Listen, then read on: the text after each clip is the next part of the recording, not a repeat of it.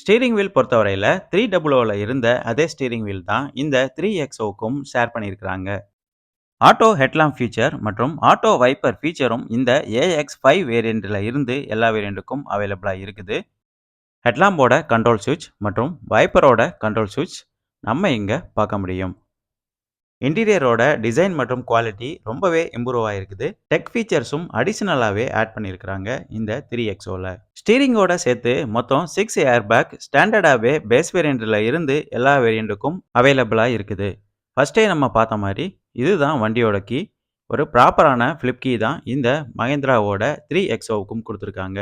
300ல வர அதே கீ தான் இந்த 3XOவுக்கும் அவைலபிளா இருக்குது. கீயோட ஒரு பக்கம் மஹேந்திராவோட ட்வின் பீக் லோகோவும், இன்னொரு பக்கம் லாக் மற்றும் அன்லாக் பட்டனும் கொடுத்துருக்காங்க. இக்னிஷன் ஆன் பண்ணி கிளஸ்டர் மற்றும் இன்ஃபோடெயின்மென்ட் சிஸ்டம் எப்படி இருக்கு அப்படின்னு இப்ப பார்ப்போம்.